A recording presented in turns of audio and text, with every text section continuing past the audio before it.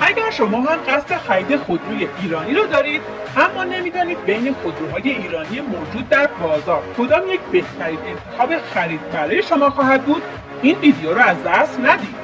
فقط قبلش ما رو سابسکرایب کنید و اگر از ویدیو ما خوشتون اومده اونو لایکش کنید.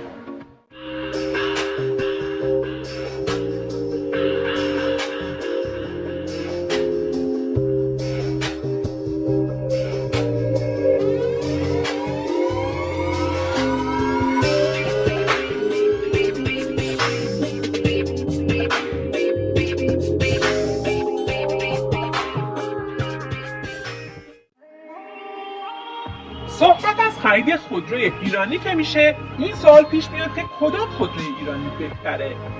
با شنیدن نام خودروی ایرانی اولین موردی که به ذهن بیشتر افراد خطور میکنه سمنده. ماشینی که نام خودروی ملی رو بر دوش میکشه. سمن با کمک تیمی از مهندسین انگلیسی آلمانی در کنار نخبگان ایرانی طراحی و تولید شد.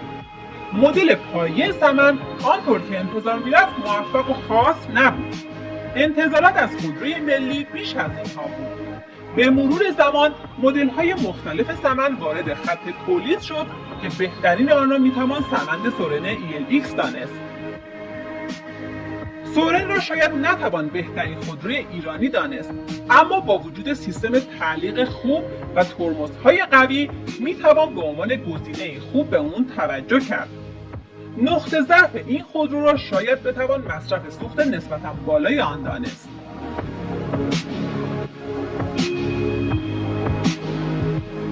دنا پلاس را با ارفاق میتوان بهترین ماشین ایرانی برای خرید دانست. این خودرو یک سر و گردن بالاتر از دیگر تولیدات وطنیه. ایران خودرو در ساخت دنا پلاس نهایت دست و دلبازی را به خرج داده و خودروی مورد قبول تولید کرده. از نظر ظاهری با خودروی اسپورت روبروییم که با وجود خطوط تهاجمی و منحنی از طراحی‌های یک نواخت خودروهای داخلی فاصله داره. این خودرو مجهز به موتوری 4 سیلندره که با قدرت 115 اسب بخار نسبت به سایر خودروهای ایرانی بهترین اتومبیل ایرانی و خودروی قدرتمند و با کیفیت نسبت به رقبای وطنی هستش.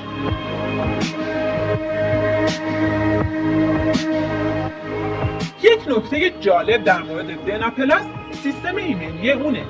این خودرو با 6 کیست هوا و 4 ستاره ایمنی خودروی کاملا مطمئنه. هرچند دنا پلاس چندان بدون ایراد هم نیست و عایق بندی ضعیف کابین اون همواره مورد انتقاد بوده. نرم بودن فرمان برقی در سرعت‌های بالا نیز یکی دیگه از نقاط ضعف این خودرو به شمار میره.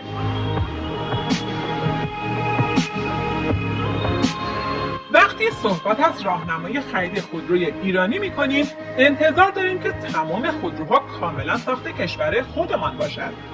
اما بعضی از خودروها هستند که به دلیل سالها حضور در ایران حالا کاملا به عنوان خودرو ایرانی شناخته میشن. پژو پارس یکی از این خودروهاست. پژو در حقیقت خودروی فرانسویه که بعد از سالها حضور در خط تولید ایران در گروه خودروهای ایرانی قرار میگیره.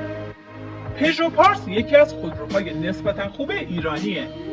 طراحی ظاهری پارس به مراتب زیباتر و مدرن‌تر از پژو 405. این خودرو با دو تیپ XU7 و LX که پیشرانه‌های متفاوتی دارن در بازار حضور دارن که از قضا بازار خرید و فروش دست دوم خوبی هم داره. مدل اتومات پژو پارس با پیشرانه TU5 و 4 سیلندر قدرتی معادل 105 اسب بخار داره که نسبت به سایر تیپ‌ها ارزش خرید بالاتری داره. البته باید توجه داشت که ضعف امکانات رفاهی موجود در خودروهای ایرانی در پژو پارس هم دیده میشه و این خودرو از حداقل امکانات برخورداره. پژو پارس را میتوان یکی از بهترین ماشین‌های ایرانی با قیمت مناسب دانست.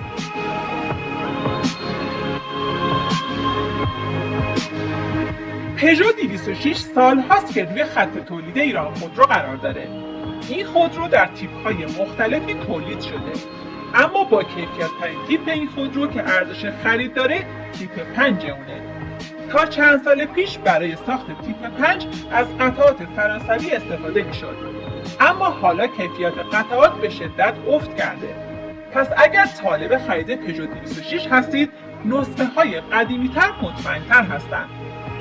پژو 206 تیپ 5 خودروی زیباییه. طراحی ظاهری این خودرو هنوز هم قدیمی نشده و هنوز طرفداران خودشو داره که کم هم نیستن. وقتی کسی سوال میکنه ماشین ایرانی چی بخرن، یکی از جوابها حتما پژو 206ه.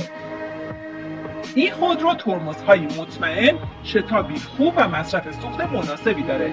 اگر با فضای محدود داخل کابین و عایق بندی نسبتاً ضعیف این خودرو مشکلی نداشته باشید، میتونید سواری لذت بخش و پرهیجانی را با 206 تجربه کنید.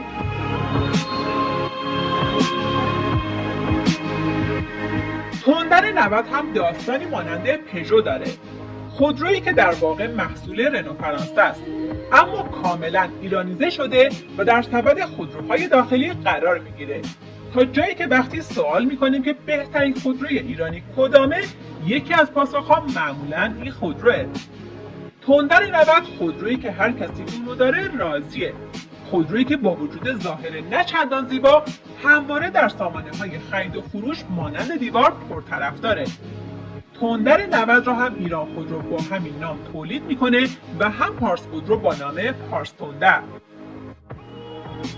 این خودرو با پیشرانه 1.6 لیتری 4 سیلندر و قدرت 105 اسب بخار با 2 گیربکس دنده‌ای اتومات تولید میشه.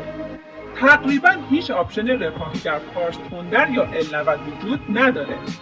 این خودرو بدنه محکم داره که در تصادفات رانندگی آسیب کمی میبینه و البته به عنوان کم استهلاک ترین خودروی ایرانی هم شناخته میشه.